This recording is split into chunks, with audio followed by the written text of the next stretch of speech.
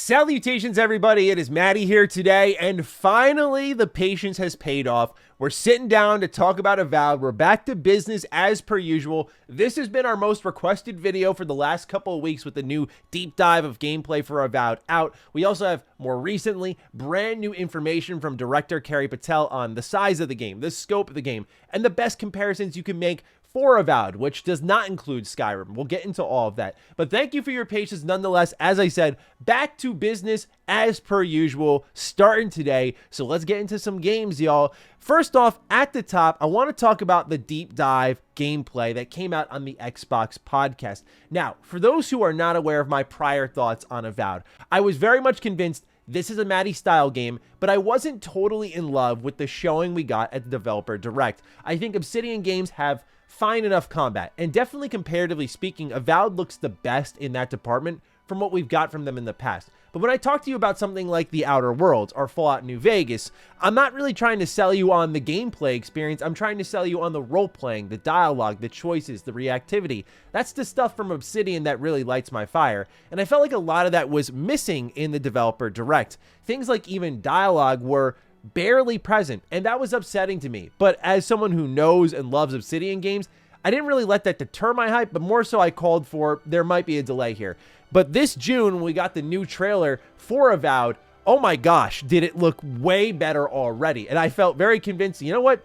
This actually may come out this year. Now, there was a release date leak of November 12th. We'll get into that a little bit later, but it's since then been removed. So we don't know if this is for sure coming out this year, but nonetheless looks much improved. And the best part about it all is here in this deep dive, I finally got to lay eyes on things that I wanted to see from Avowed, but also I got some clarifications on information I wasn't really processing properly. What I mean by that is at the top, when you see the gameplay start off, they highlight a lower level character in a higher level zone.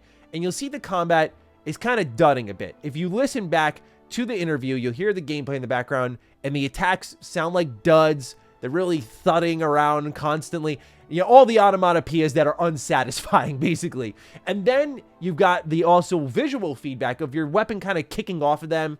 Doesn't look or feel as good. And they showed a little bit of that in the Developer Direct originally, and at that point I'm like, well, the feedback isn't that great for combat. This looks like it needs some refining. But you start to see that not only with some time to adjust and respond to that feedback, but also understanding, oh, you're underleveled. The game is visually and audibly communicating to you, hey, it might be time to upgrade or swap weapons for this enemy because it's more resistant to this type of attack. That sort of thing. And so just those little details there went a long way with me understanding what Avowed is. Not only that, but we got to see dialogue in its full glory, which is something I really wanted to see more of beyond the minor side quest option that we got from the first Developer Direct with Avowed. We saw skill checks and flavor dialogue, which director Carrie Patel talked about how a lot of this is determined through the character creator. There's one point where you're talking to Yatsley and she's got 6 dialogue options that you can go through and how you want to respond. That's music to my ears. Overwhelm me every step of the way with dialogue choices, and I'll be a happy boy. And also, last little thing I wanted to talk about was the visuals. I have to say that this game is very pretty in its own way. Like some of the nighttime shots, they mention it here in this little interview, but I agree. The nighttime shots in this game look good. Like there's this one spot that they briefly show where you see this village glowing kind of a purple hue, and it's beautiful. Kind of gave me Fable vibes, honestly. But nonetheless, I thought this game looked really great. Now, the best thing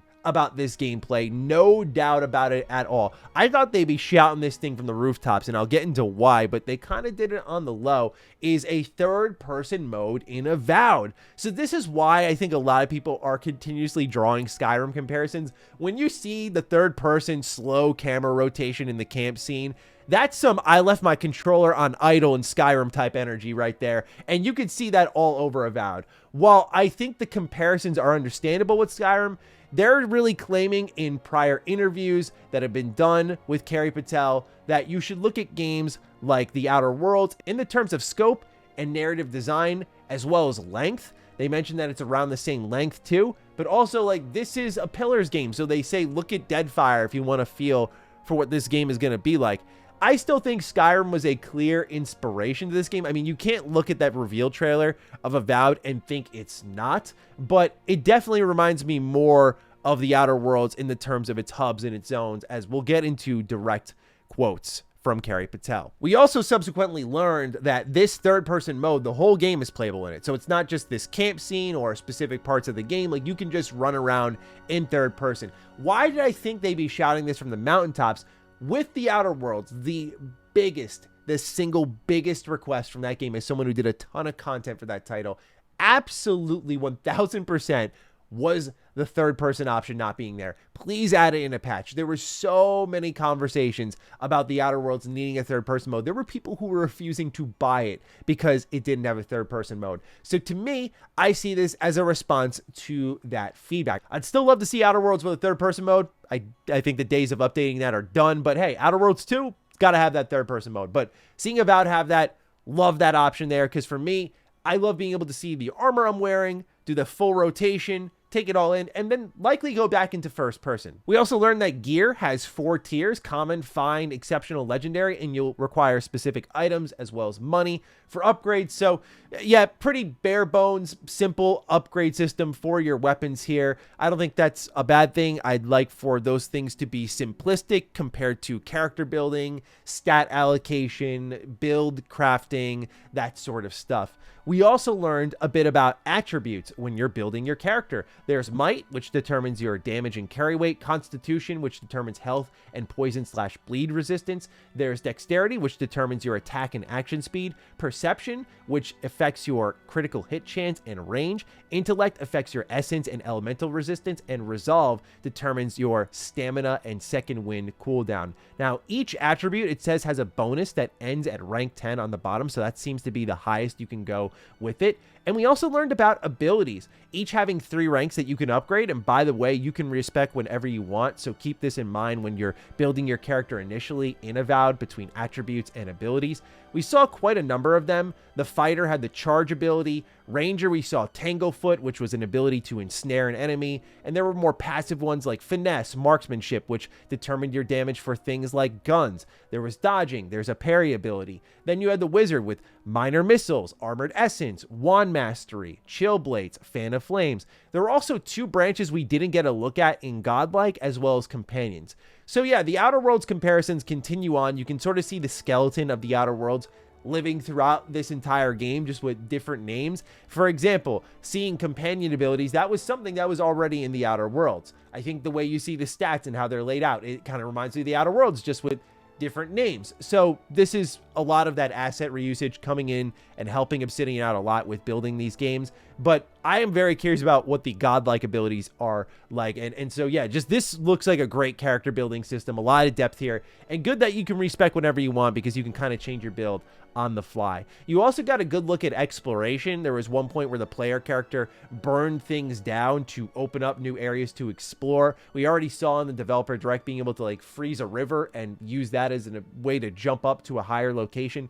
That stuff is awesome. I could see some really cool player creativity there. And you see how it gets rewarded in the end of this gameplay. So they show the end of this quest in 2 ways, where you're trying to get the Adragon's heart. There's one approach which is more aggressive. You see the player just killing all of these enemies, going to the heart of this lair, killing this mini boss, and taking the heart there. Then there is the stealth option, which they also show off, where the player does not engage, sneaks in, engages in dialogue, and the reception from this character is completely different now, and they are more than willing to help you out because you did not kill her people. And so I just love that the reactivity has changed in Obsidian game, from not just the dialogue and the things you say, but it's the things you do in the world. So that's very exciting for me, and that was the essential big takeaways for me from this deep dive into Avowed's gameplay. And now we got some interview quotes to get into to sort of shape that opinion further. Quoted by IGN, in an interview with Game Informer, game director Kerry Patel was asked if Obsidian embraces comparisons to Skyrim or pushes against them. Patel replied by failing to name-check Bethesda's all-conquering fantasy role-playing game, instead suggesting fans should think about sci-fi RPG The Outer Worlds instead. I think the best comparison is The Outer Worlds, Patel insisted. I think that gives a much clearer idea of the scope of the game and also the design and layout. Like The Outer Worlds, Avowed has a series of open zones that are connected and unlock over the course of the game, rather than one giant map that you can walk through from beginning to end. And yeah, in terms of the kind of quest structure, the narrative structure, it's a lot closer to The Outer Worlds as well. The best comparison for Avowed in terms of scope is The Outer Worlds game director Carrie Patel revealed during a chat with Game Informer. Players can expect a roughly similar experience just like The Outer Worlds, depending on what kind of difficulty they play and how thoroughly they explore and invest inside content versus just sticking to the main crit path missions. For me, I remember reviewing The Outer Worlds, no DLC, by the way. I remember reviewing The Outer Worlds, and that took me about 30, 35 hours to beat, so Avowed falling in that pocket is great news. I gotta say, shout out to the patience from some of the leaders at Obsidian. This is like the millionth time I've seen them been asked about the Avowed and Skyrim comparisons, and I get it initially, right? Like, you see this reveal trailer, and then you see the gameplay, and there are some differences there. People want clarification. We got that like 2 years ago now, but they keep having to re-clarify something, and I don't get why. Like, I don't know how else to say this. Ask a different question. Think of something else. Why are we still asking them about, hey, is this Skyrim? No, she already said it like 3 freaking times, but she continues to answer it in different ways now. It's unbelievable in a sense, but I just had to get my bars off on that, so I apologize. But yeah, this question's been asked a million times, but now we have a good idea of the length of the game. And I think knowing it's a little more compartmentalized like The Outer Worlds is great, because what does it lead to but more replayability, less fatigue. You finish a 30-hour playthrough and then you replay it again another time later for another 30 hours. Like, that's how it goes with these Obsidian style games, dating way back to like KOTOR 2 in my experience. Like, that's what they've been known for. I think that's their best strengths, and I hope they continue to stick with it, because truly, in my opinion, they don't need to make Avowed like Skyrim. We already have Skyrim, which many of us are still going back to this day, and games that are really surpassing it in many ways on a technical level, like, say, The Witcher 3, or you have other fantasy RPGs that are epic, like Dragon's Dogma. They're not hard to find, but games like Avowed, which are more compartmentalized and choice-based, are difficult to find. So please stop forcing the comparison when it's not there any longer and has been clarified many times over. Carrie Patel also spoke on choice and consequence, saying choice and consequence is something that unfolds for the player over the course of the game. There are choices that you're going to make that are going to have immediate effects, choices that you'll have to make that will have effects that you'll see maybe hours later, and some that you'll make that you'll come to see at the very end of the game, kind of like how those play out further on into the future.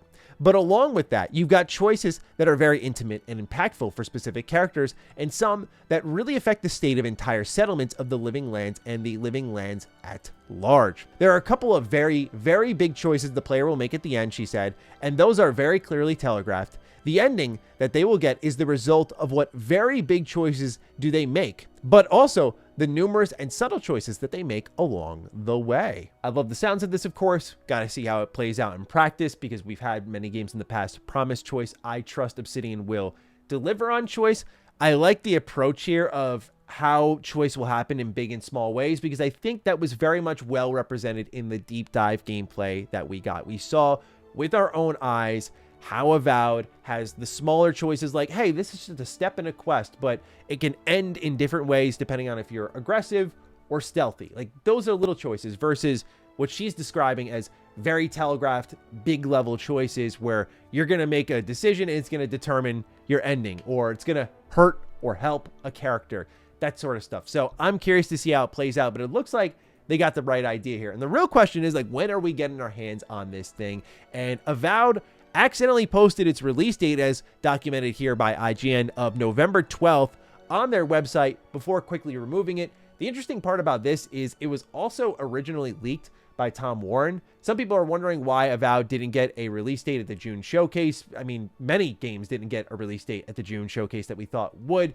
And it seems like Gamescom is shaping up to be a pretty major show for Xbox, and I think that's where you can expect some clarity on release dates. And this may be wise for them to do. It allows them to move things further down the line, get closer to that potential release date internally, identify if they're close or need a little bit more time, because right now Xbox has an abundance of riches in that holiday fall period, and maybe something like, I would say, an Indiana Jones would be the best choice to kind of let it slip out of the holiday window and put it at the top of the year. But I think that's why they may be holding back on release dates. We're still waiting on Gamescom, where again, we're hearing it's shaping up to be a big show, and maybe there we get that release date. But nonetheless, ladies and gentlemen, that's everything on Avowed. Absolutely love what I'm seeing with this game. Shout out to all the new information, the deep dives there. I was already like, hey, this is a Matty game. I'm just a little concerned on quality front here because we knew this game had a little bit of a troubled development cycle. It was also originally a multiplayer game, but it looked like it has recovered from that, and I really don't have any concerns anymore. It's just give me that release date and I'll be there. So with that, ladies and gentlemen, let me know your thoughts on Avowed down below. Other than that, take excellent care of yourselves, and I will see you in the next video. Stay sexy, stay active. I love you all. Peace.